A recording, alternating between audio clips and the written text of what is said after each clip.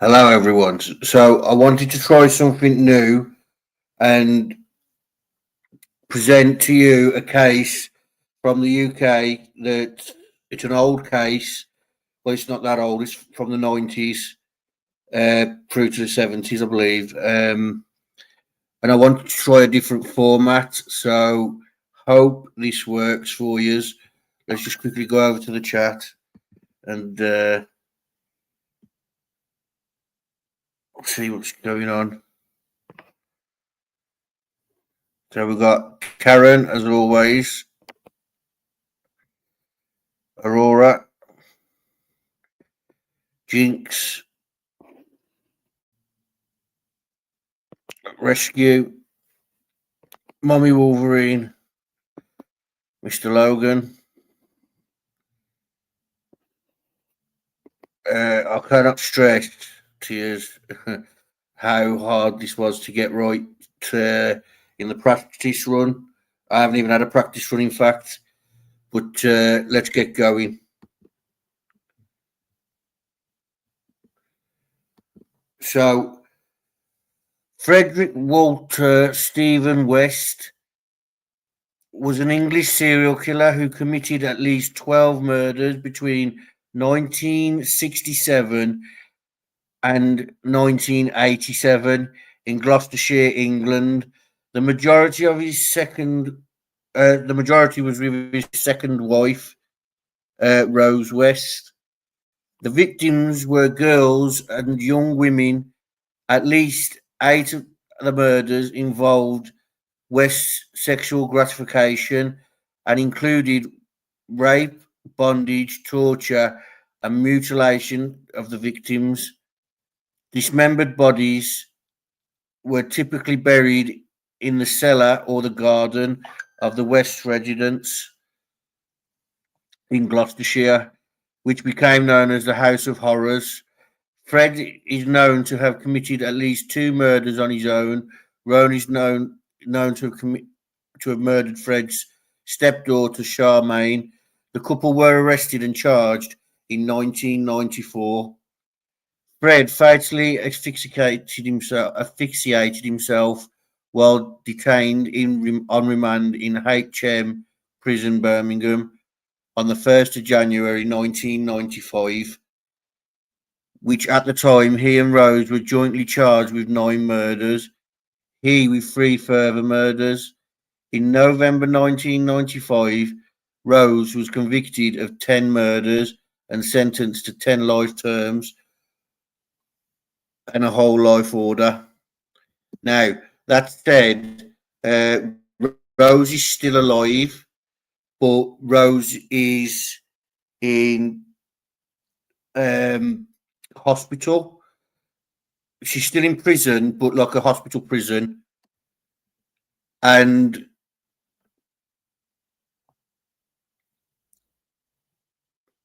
I'll turn the chat off because I just can't. I ain't dealing with that. Yeah. So she's still in prison, but she's also in hospital due to ill health. So what I want to play for you now are Fred and Rosie's. Well, Fred's particular, in particular, sorry, um, sort of like confessions. They're tapes that were kept from the public until I think it was 10 years ago. But they are police interviews. Um, some of them are recordings and phone calls.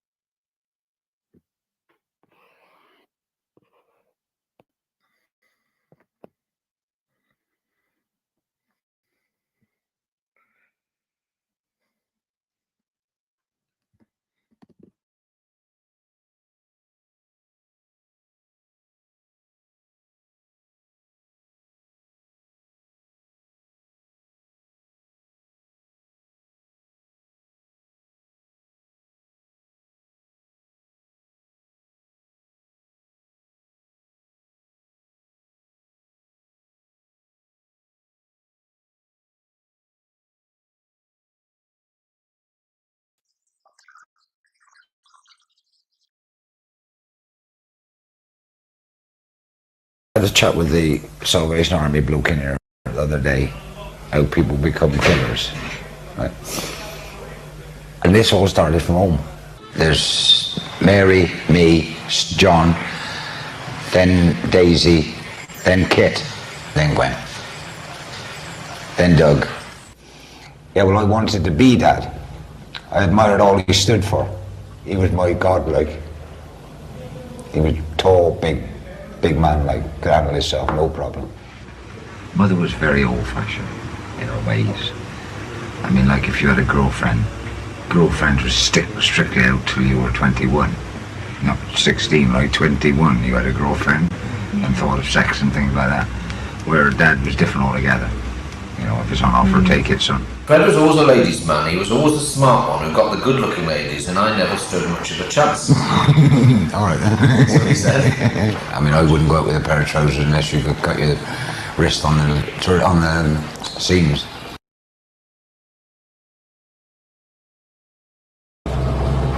Rena was telling me that she was on the run from a home in Washington. She was expecting a baby and all that. And that was all there was to it. She just told me her general life story. Like. So, anyway, as this bloody CID shot across in front of me and stopped me in the middle of this fucking street, Rena said, shit, they're going to have me. And I said, just tell them the baby, I'm the father of the baby. And you've come down to find the father of the baby. And she got away with it. Rena said, look, we're going to, either I'm going to have to disappear or thing. And or if we get married, she said, and then I'll get rid of the marriage for you after. And I said, well, all right then. So I mean, it was about a fortnight and we were married. Rena knew all the top stars and that from the clubs, look, because Rena was a stripper in the Cave Jazz Club, and that's where we got to meet them all from. And I got on my own because I had a few pop stars in my time, I mean, that's where all the trouble come up when she got drunk that night in Barrowland. We went to Barrowland, big dance hall up there, and she got drunk. We stopped halfway back home, and I give her one, right, you know. And to Marie. No, yeah, San Marie. And there's this young lady sat on this.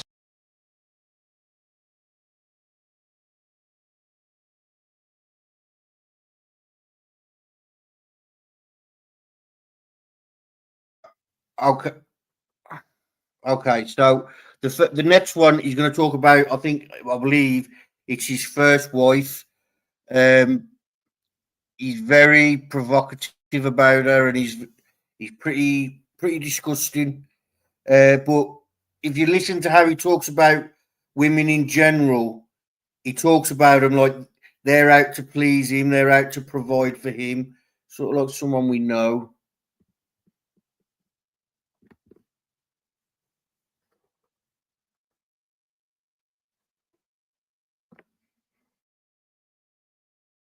Steph crying her pissing eyes out. It looked like a tramp.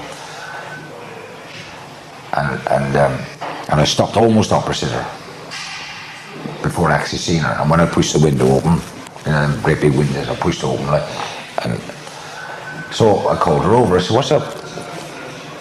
And anyway, she turned around. She was fucking beautiful, and she was absolutely in rags, and her hair all matted, and the long fucking hair.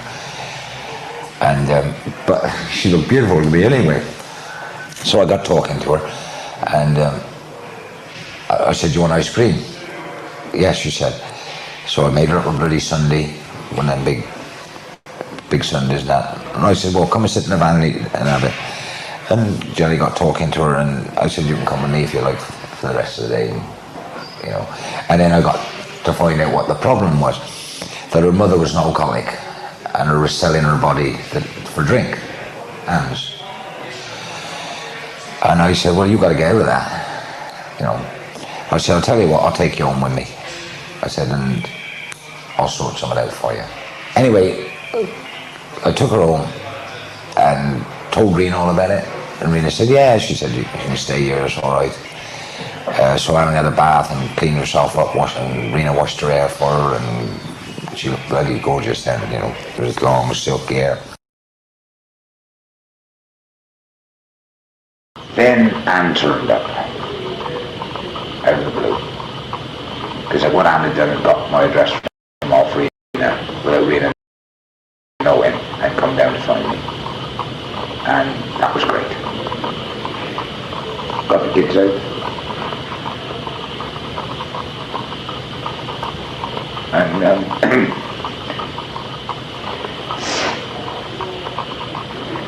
I mean, I started a relationship. I got back to Sandhurst. It must have been about 11:30 at night. Right? I parked the lorry in the road because we had trouble with the lorry on the site because the smell of the hides and skins and stuff off them. So I parked on the road and I came through the back way, straight into the caravan. There's Rolf and Rena in there. Rena's absolutely out of her brains. She hadn't got a clue what she was, what she'd done. Anne was put in a case, in a big suitcase. So of course I said, "Where's Anne?" And Rolf said, come outside. So we went round the back of the caravan and he said, "Rena stabbed Anne by mistake." Now I quite believe that. I don't think Rena would have done it absolutely deliberate. I think she was so drugged out of her brains and everything else, drink and God knows what, that she just stabbed Anne. So anyway, I said to Rolf, "What the bloody hell are we going to do?" And he said, "We're going to take her and put her on the tip, on Gloucester tip." I said, "No, you." I said, "No, you ain't." I said, "You're not going to put her on that tip." By this time, I am literally brain dead. I mean, my mind just gone. I mean, I hadn't got a clue what I was thinking, what I was saying, or nothing. So anyway, I said, "No, the only place you can put her is in our special place at Marco." So he said, "Well, that'll do." So we drove out there.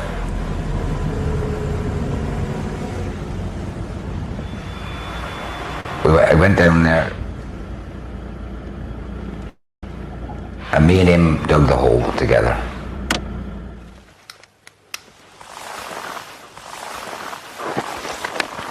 And Reno sat in the car, watching Anne in the car.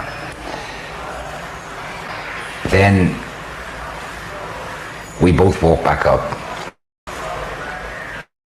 the field.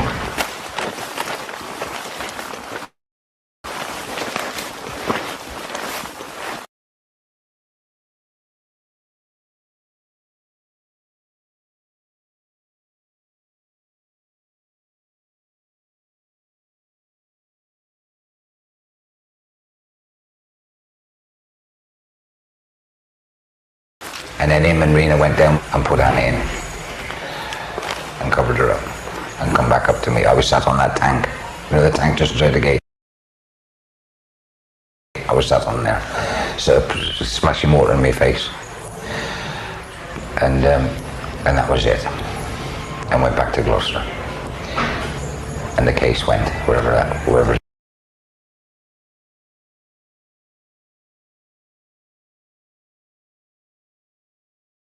went. Anne thought the world of me.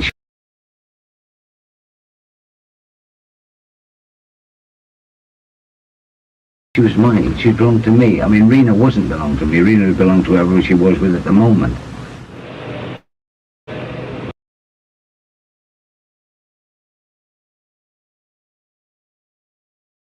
I mean, Rena always looked after me. Don't get me wrong, I mean, she never done kind thing in any way. Well, the allegation is that you killed her, isn't it? Yeah.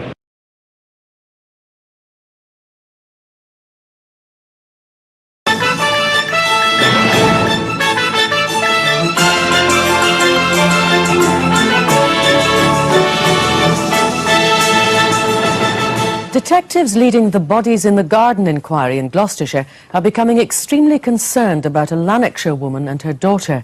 Rena Costello used to live in Hospital Street in Coatbridge, from where our crime correspondent Jeff Brown now reports live. Nothing's been heard of Rena Costello or her daughter, Charmaine, for the best part of 20 years. And despite a nationwide appeal, neither of them has been in touch. Anyway, she drank us all there was no yesterday, and she was well drunk. And when Rena got the drink in her, she got very loving. And she started mucking about that. So anyway, that was how we decided to go out to the field, to our favourite spot. So anyway, we got out there. We made love again there. And then we went back to the car.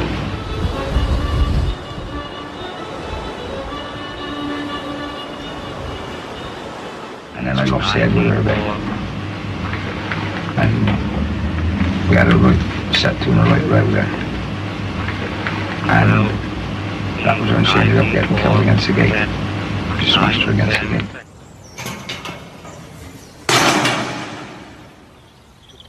That'd be the first time I've been ever mixed up in anything like that.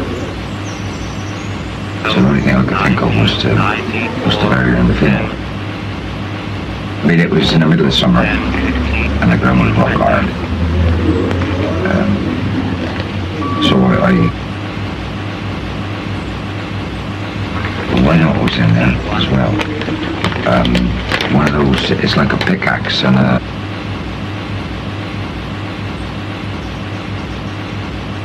it's got like an axe on one side of it and like a blade on the other side of it. It's like a pickaxe. I could have chopped it out with knocked out with that and I shouldered it out with his vein. Then the problem was it wasn't half big enough. Because by this time it was laid just inside the gate from that one over there. Anyway, I went down and picked her up and carried her up. And then I realised that I couldn't get in there. So anyway, I rushed.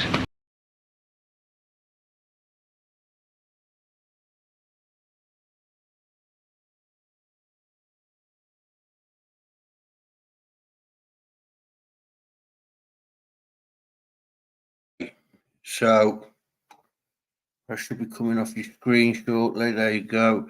So I wanted to show you, I didn't just want to go over the tapes.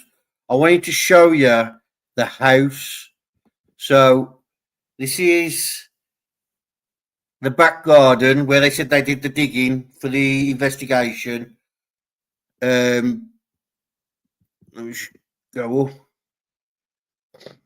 So this is them digging, marking out things, and looking for remains. Here again, they're digging. You can see this is the side of the house. So, okay, Ron. This is down the side of the house where, because what went on was Fred led them around all these different paths and said, "You got to look here, you've got to look there," and they accidentally stumbled upon remains. Like one famous thing, when he finally gave up his daughter's remains, Charmaine, he wasn't actually his blood daughter. They asked him who she was buried with, and he replied, "I see you found the wrong one then," because they found three thigh bones.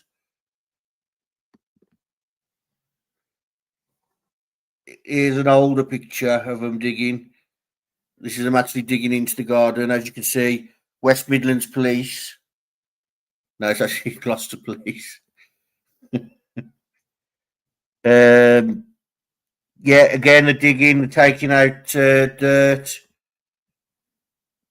Now, okay, we're going into the house now. So, Fred complained a lot about the state of the house, the garden, should I say. And it caused a lot of grief, like court-wise, but nothing ever come of it because well, obviously he was going to prison forever. But yeah, this is the outside of the house. This house, all the modifications that was done to it was done by Fred, and where the modifications were, there was normally remains. Yeah, exactly. Rescue. So this is the basement or cellar to some people. Quite eerie, but believe it or not, this is actually where the children. I can't remember if it was they played there or if they slept down there.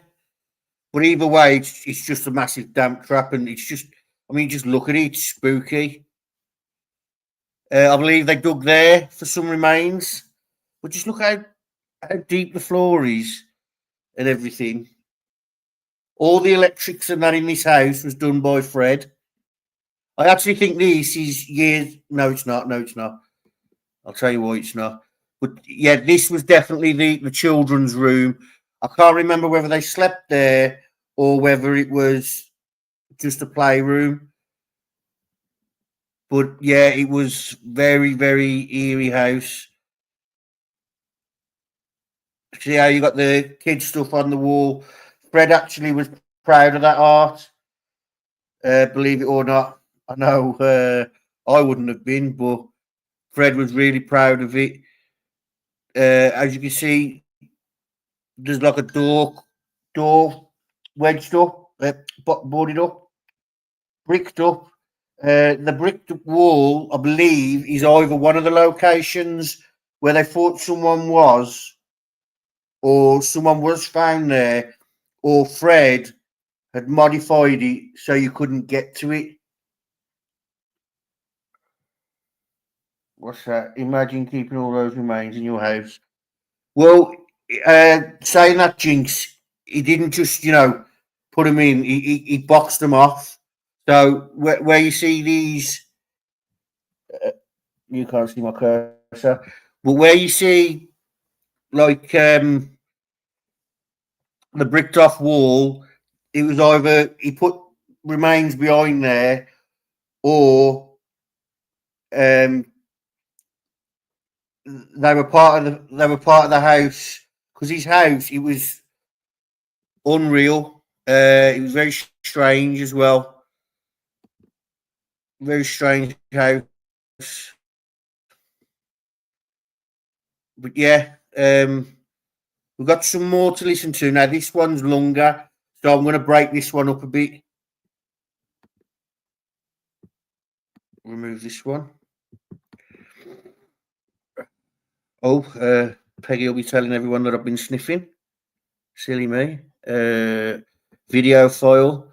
I am going to take some painkillers now, but they are paracetamol. You can't get high on them. They don't actually reduce pain. So, yeah, I'm not addicted to them. In fact, you can't get addicted to paracetamol purely because they'd kill you before you did.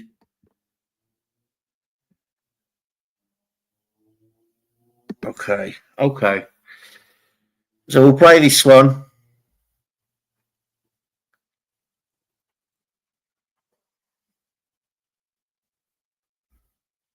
There it is.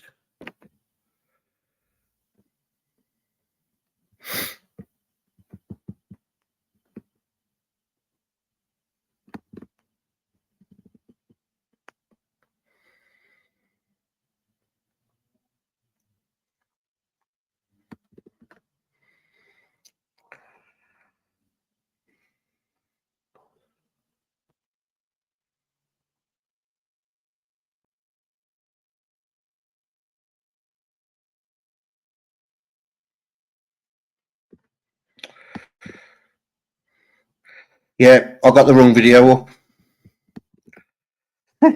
I've got the wrong video up. Bear with me 1 second. That was not what that was not what I wanted to get up. Oh, what have I done? Video file. Sorry about this. I clicked on the wrong video. So we're not really going into Rose in this one. This is all about Fred's confessions. But just listen to what he says. Because the things he says, I'm like, they're like, did he really just say that? He's talking about how he's murdered these women and things like that. But he's like, well, you know, I did him a favour.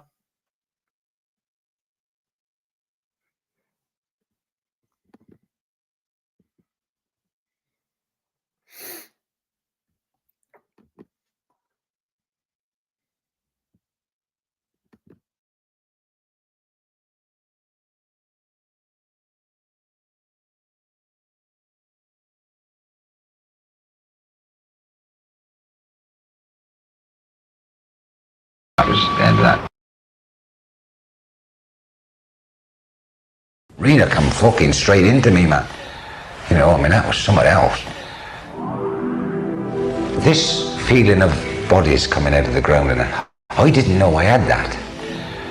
But with Rena, I mean, I tried to hold it until I could get back to the cells. But I mean, halfway back, I just had to let go. I mean, I got such an experience when Rena came up into me at that field. I mean, that was something else. I mean, I never gone through anything like that in my life. And she had this smile on her face, and Anne was in my mind there with her, you know, mixed up with her. Like, I mean, and as Rena went away, and sort of stayed there, and for the life of me, I couldn't think who the heck Anne was. I mean, I said,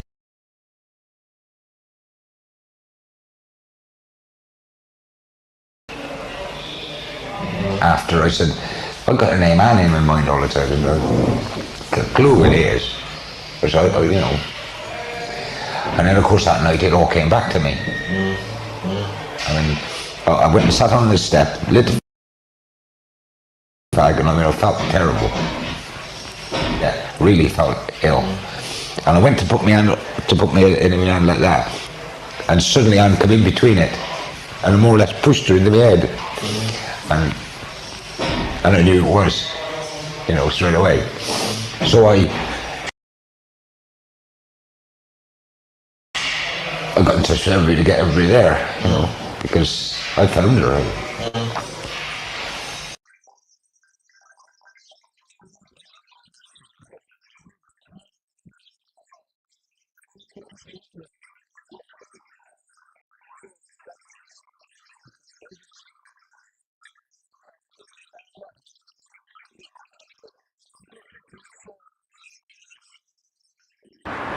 And we've learnt this morning that there's been a find at Kempley. Yeah. And the police, well, the suggestion obviously is going to be that this is Anne McFaul. I wanted to be Anne. Yeah. Really. I want her found. Right. Because I don't know if she died, I don't know anything about what happened to her. I went to my father, and I told him what had happened. I asked him to go up there with me, so he walked up there with me, and we stood there talking and that, and he said, well, look son, he said, I'm your father, I'm not going to turn you in or nothing, he said, but if you can live with it, then I'll say nothing, leave it. And I had this battle in my head from then on, and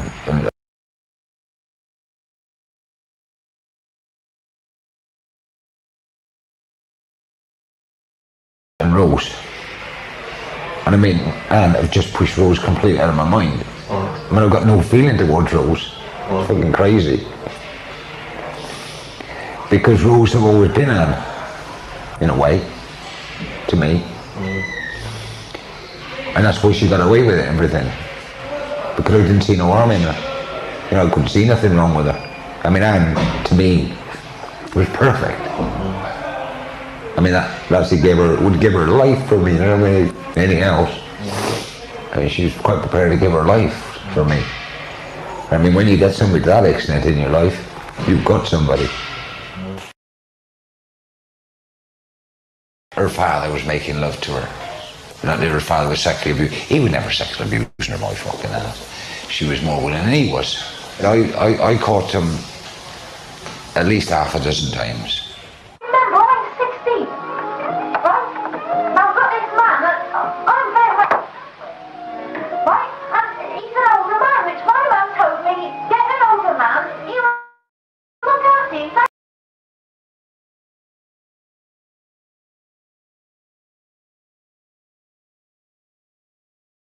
His life, he's had his fling, you know, you'll be alright, right?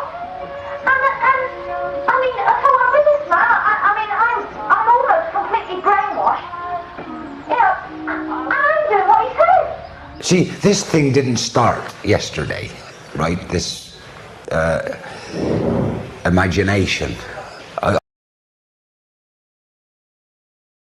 I lived in a world of my own on it for a reason. Because when I went into work and places like that, I mean, half the blokes had shagged my wife. And I knew they had. When he was sending me fucking out with him, yeah? And it was just fucking crazy for him to say that I couldn't choose another man when he was lining them all fucking up for me, and I wasn't even allowed to choose it. I told you, I'm not, you know, that I didn't. It wouldn't be so bad if I liked the people I was sat in the fucking pub with for, you know, 4 hours or every week, you know. She'd either fuck off with somebody else and be fucked in the car park right by the side of me with half the pub knowing, or fucking say something in front of, you know, get loose head with me because I was saying, look, fuck you with me, like, fucking stay here. Fuck me for the night. We can't help it, can we? That's disgusting, man. Is it classified as a dangerous weapon? Well, I thought so. I've got the advantage on you, I'm already under it.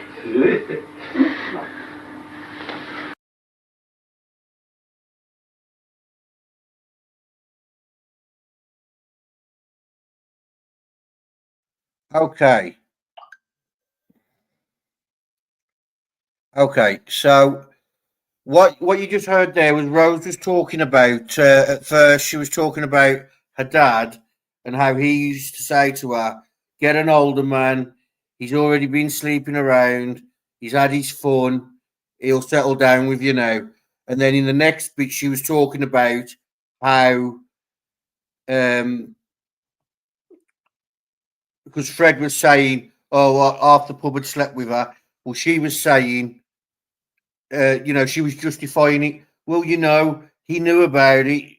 And the reason Fred knew about it is because 25 Cromwell Street, their house, was actually a brothel. And they used to entice young girls in. And then they was trapped. They had to sell themselves. And Rose joined in with that.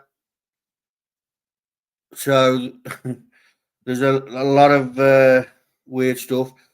I'll show you some pictures of Rose and the family and Fred before we continue, just to break it up a bit. So this is Rose and Fred. This is they've not long met in this one because you can see they're both still young.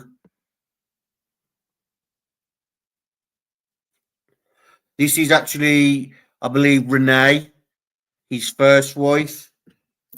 Oh, in her wedding dress.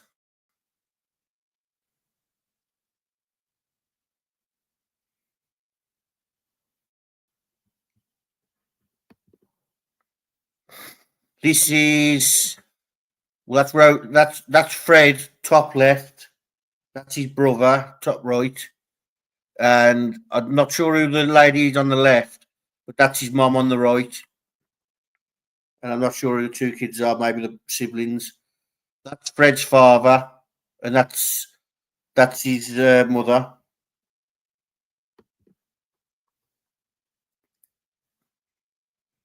Again. Fred and his two sisters on top. Fred is the one with the curly hair on the bottom.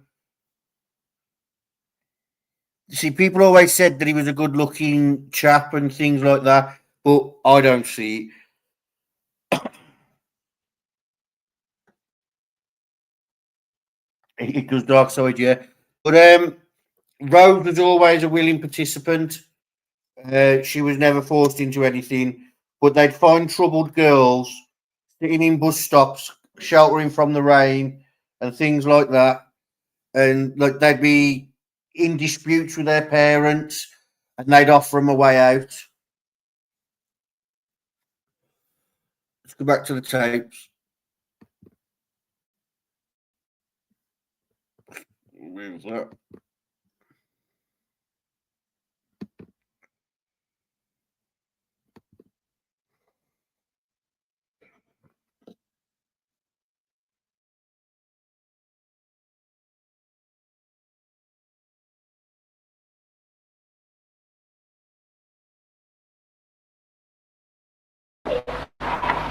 I was in love with your father.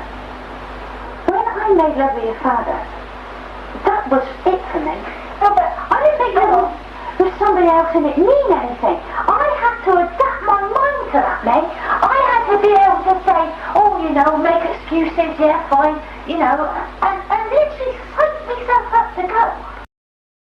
I mean, why, mate, it's all very well, but I had to go out with this bloke I didn't like, and climb into his bed, and make love all night, and come home in the morning.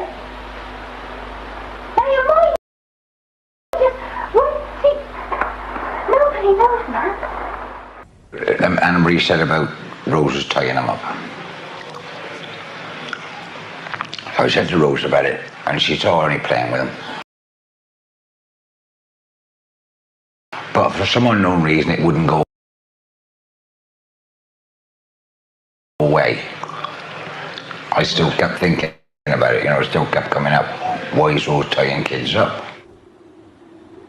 There were so many heroes and blokes going in and out of that house that I hadn't got a bloody clue. Rose was putting people in and taking them out and letting them stay there and enticing them there, they bloody young girls lot. And I didn't realise that. Because she was having casual sex with some of them. I mean, they'd be drugged out of their brains and they wouldn't know what time of day it was. Whether they were girls or boys. They hadn't got a clue what they were doing.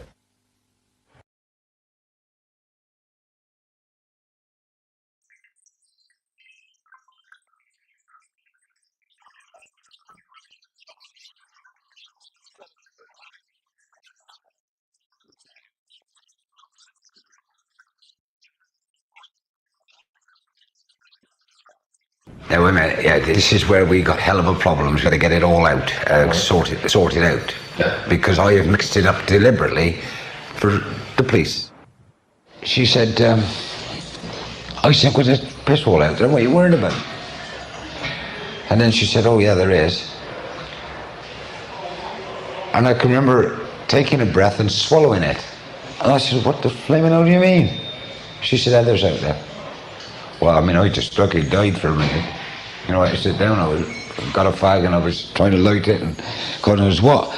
So I said, what do you mean Heather's out there?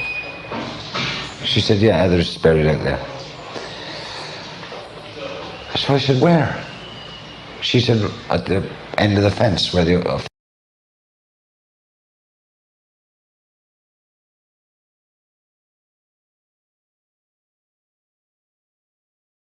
fence used to go across. And I said, right, fucking hell. It seemed as though my whole life stopped there, finished. You know, and I couldn't think of nothing. I mean, Heather, I thought the bloody world of Heather. So anyway, I got to grips with it after a while. And the first thing that came into my mind was, I'm going to have to take this and sort it out. Which I did. All the messes Rose got herself into, I took the fucking rap for him and helped him out of it. So anyway, I said, look, you'll have to tell me exactly what happened. She said that Heather was cut up.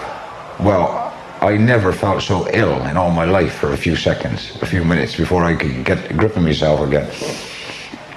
And I said, what on earth did you cut her up for? She said she wouldn't fit in a dustbin. Now the thing that makes it hard, that she cut Heather up and chucked her in a fucking dustbin. Her daughter in a dustbin. I am working out what I'm going to tell the police, how I'm going to handle it. Right? One body, fully clothed, or I thought at the first place, but no, by now I know it's cut up, so I have to think out why the bloody hell did I cut her up. I mean, what reason for that did I cut this girl up? That's why I said, well, at least it's only one. I said, so, you know, I mean, you could accidentally kill one, but I mean, you wouldn't get away with accidentally killing two, like, sort of thing. That's the thought that was going through my mind, like. So I said, well, is that it? Oh no, she said, I don't know, it was 7 or 8, 9, something like that. No. So anyway, Rose told me where the ones in the basement was. I said to Rose, I said, well, fuck me, they ain't done bad at it. I said, that's fucking, you know, I've got a fucking enough here, haven't you? She said, and Charmaine.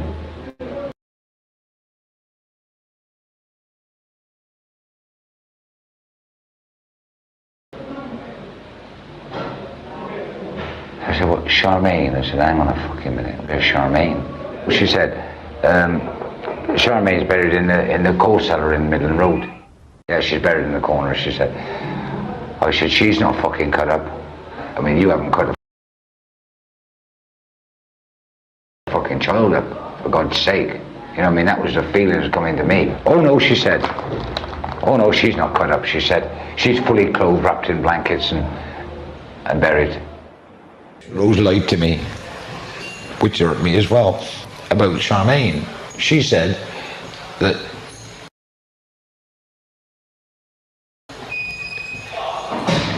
Charmaine was an accident or something. She grabbed her or something by the throat or something and killed her. I can't exactly what she did say, but Charmaine, she said she killed her and buried her in the basement underneath, at the back of the house. And I said,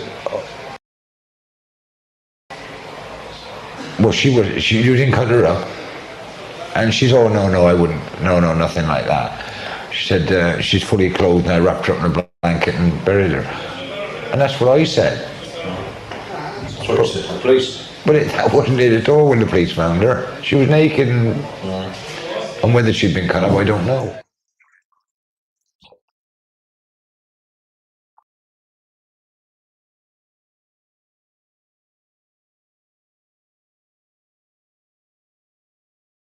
Okay, so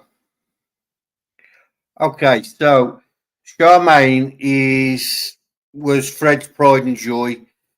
As you can tell by when he's talking about her, I know it's hard to fathom, but what you got to understand is he's telling tales, he's telling story after story to muddle them up because he's protecting Rose because he can no longer protect Charmaine. But it's believed that Charmaine was being mistreated by Rose because Fred was actually in prison at the time of her disappearance. But Fred at first took full responsibility. And when he took full responsibility, he admitted to dismembering her and things like that. But then, later on, it come out that he was in prison and he couldn't have been the one that done it. So he started justifying why Rose did it. But if you listen to him when he's talking about it, he's talking like, oh no, you didn't cut up Charmaine because, you know, he loves Charmaine. But then she says, no, she's got her pajamas on, she's dressed. And he's like, oh, okay. So he's okay with that. Do you see where I'm going with it? He's a very, very strange man. Well, Jinx, you got to understand, you like his garden was all concreted and things like that. They had to, a lot of it they had to dig up and think like destroy and things like that. And he was putting in costs. He was making when they was there. He was making mental notes and things like that of how much that cost him. So how much the Gloucester police now owe him.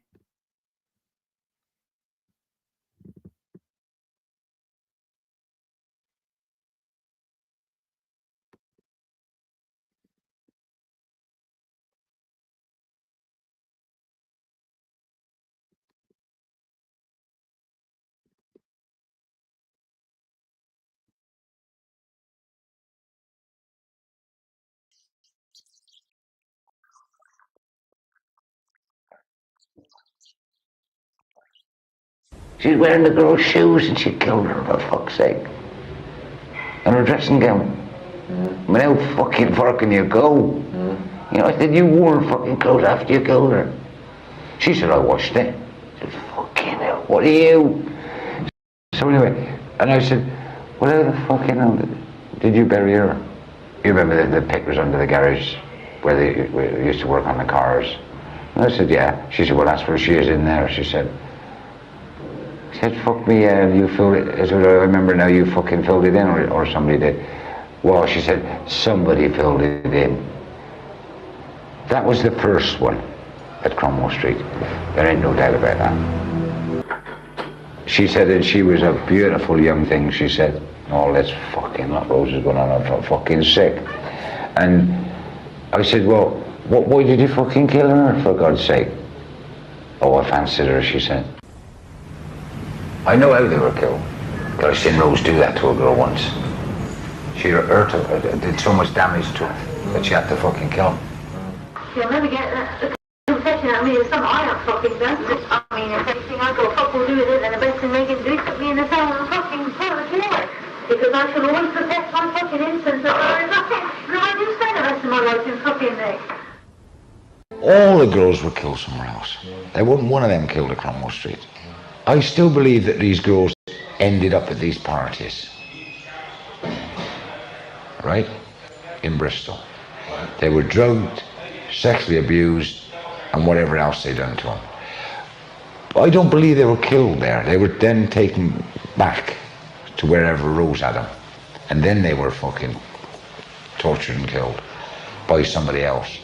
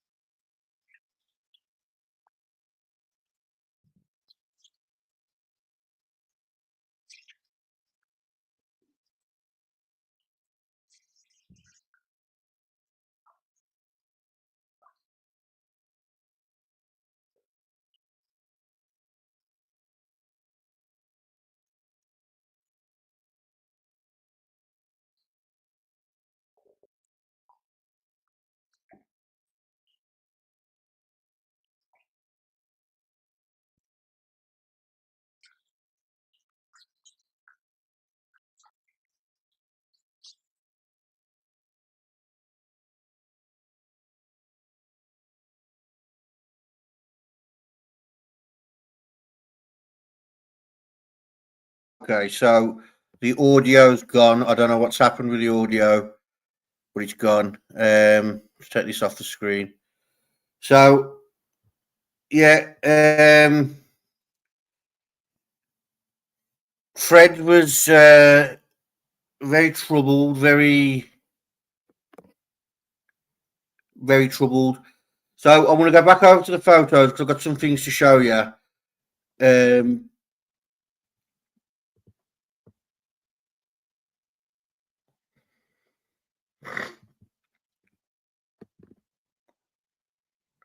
So, as we know, that's the family. Here are the victims. Now, if you go to the top row, starting on the left, and you go 3 in, you see the girl who's got the big smile, and it's like jet black hair. That's Charmaine. Yeah, that's Charmaine. That's his daughter.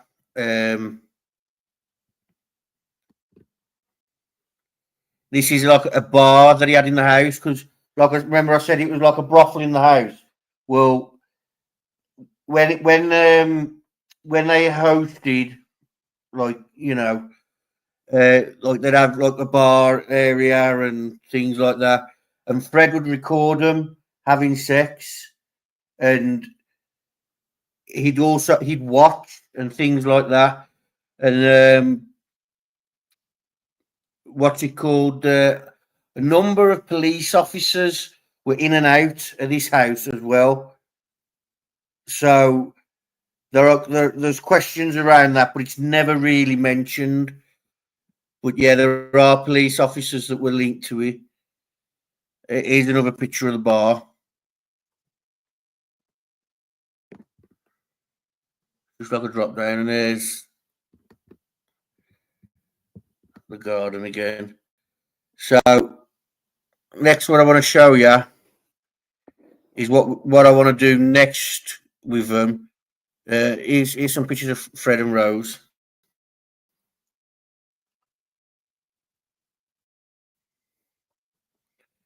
So this is like, to me, this is the most eeriest picture of them. Okay, that's gone. So this is the house. I don't know if you've seen the house, but you see how it's like it's a weird. This is a side entrance. You can go down there, and you can get down to the basement. Down in the see where the police officer's standing. You can get down to the basement there, and yeah, all down the side of the house. I've never seen a house like this, to be fair, but it's massive. If you think about it, look how big it is. But this actually wasn't the first house they lived at. This is Cromwell Street. They actually lived at Midland Road. Now, I don't know, I can't remember if they dug up any remains there, but I'm sure they did. Fred's dad and mom. That's them digging in the garden. And that's down the side of the house. That's actually where them guys was just digging. So this next bit I want to show you, these are, I'm not sure if they're fan letters, but they're letters to Rose or letters from Rose. The letters from. So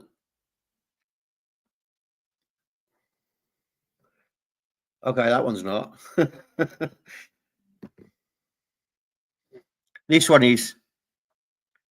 This morning I took part in the readers group that is on the unit.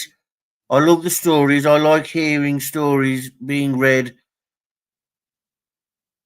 I have enjoyed taking part. It is difficult for myself to leave the unit given my high profile status. So it is really good to be able to join in with something that doesn't mean too much stress. Now, if I'm right, Rose was illiterate, so she couldn't read or write. So she probably enjoyed that for that reasons.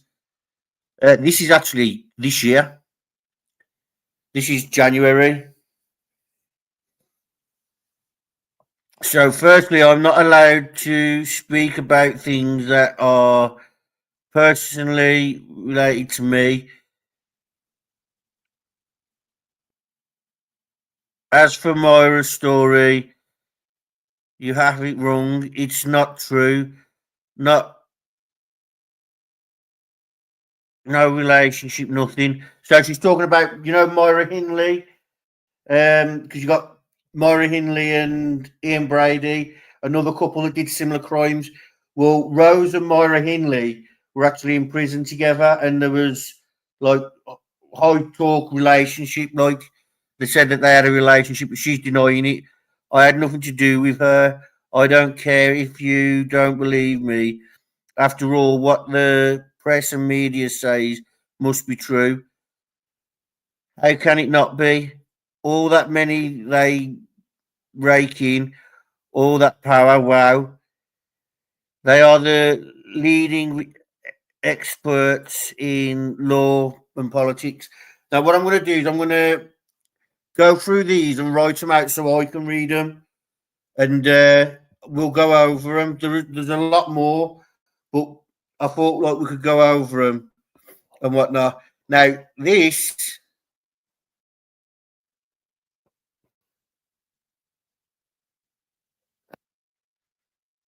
So there's an article here talking about plenty of unseen evidence by the jury and the judge. I'll leave that in the Discord for you guys to have a read through. But I do want to read this one because this is recent. So recently, they excavated a calf relating to a girl that worked at the calf that Fred was trying to court.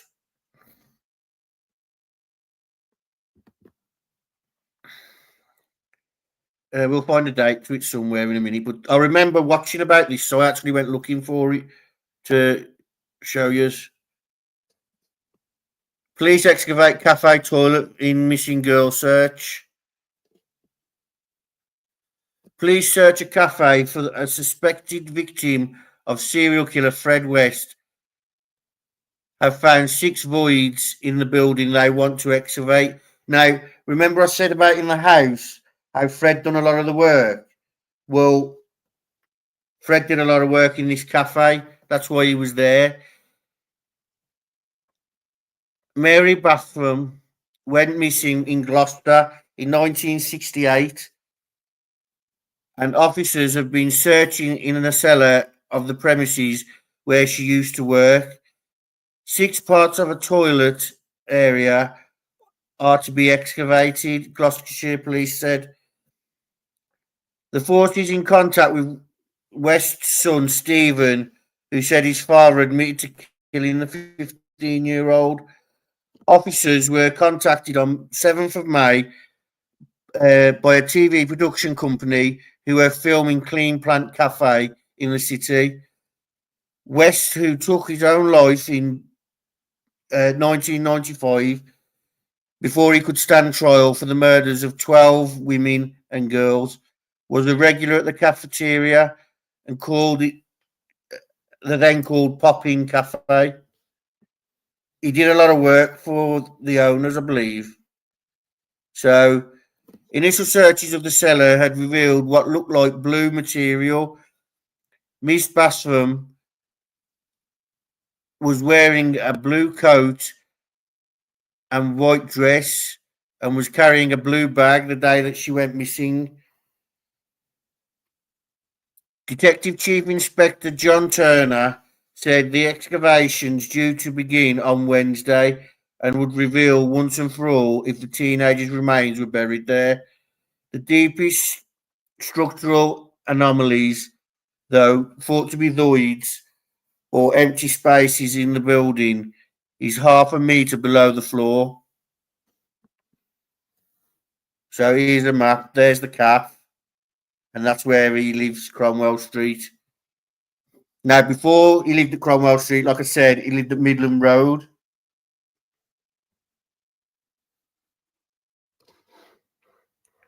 you think he looks normal? Each will be dealt with carefully and painstakingly, one at a time, by archaeologists and anthropologists over the next 2 weeks, Detective Chief Inspector Turner said. He said, my job is to invest as an investigator is to search for the truth, and that's why we're here. Now, on behalf of Mary's family, to look in the basement and find out what is there. I'm not saying that Mary is in there. What I am saying is there is sufficient evidence from the production team to justify the search. And then these are what they took out of there for evidence to search in. And that's, I'm guessing, what's circled is where they dug. He dismissed media reports circulating on Monday evening that bones had been found as untrue and unhelpful, hurtful to Mary's family. Detective Chief Inspector Turner said since West and his wife, Rose, were arrested in 1994, there had always been a story in Gloucester about the links to Miss Basfom's disappearance from the basement. The trouble is, we, the police, have to pick out fact from fiction. There are no immediate plans to interview Rose West, who was convicted for 10 murders on November 1995 and is serving life. But officers have spoken to Stephen recently, Detective Chief Inspector Turner said, and it could be a line of inquiry. However, Fred told a lot of lies to the police during investigation, and this is the problem we have, picking out fact from folklore and conspiracy theories. Inspector Turner said he had lengthy discussions with Miss Basham's family in the last 24 hours. I cannot promise them what I am or am not going to find, but I have assured them I will do everything I can, that when we leave that basement, we will know for sure whether Mary is there or not. And that is the story of Fred West. And that's that's just a drop in the ocean of his story, to be honest with you. Right, guys, what I'm going to do, I'm going to end this live, and then I'm going to do a quick live after. It's going to take me a few minutes to set up, but I want to go over Charlie Kirk's documents in the Charlie Kirk murder trial case, blah, blah, blah. Anyway, I hope you like the new way of producing. I've produced it today. I hope you enjoyed the content and rescue. Sorry, I know it's triggering, but I just thought it'd be something interesting to go over. And I mean, we've covered this in just over an hour, and this is like just the minute bit. This is just his tapes, really. There's so much more to go over, and I might do like a mini series on it. Okay, so I'm going to end the live now. Like I said, I'm going to set up a quick live, and we're going to go over the documents for those that haven't seen them already. You know, because I know a lot of people don't, sit on the internet all day like me and pop painkillers. But yeah, I'll get that done as quickly as possible and get that done for you guys.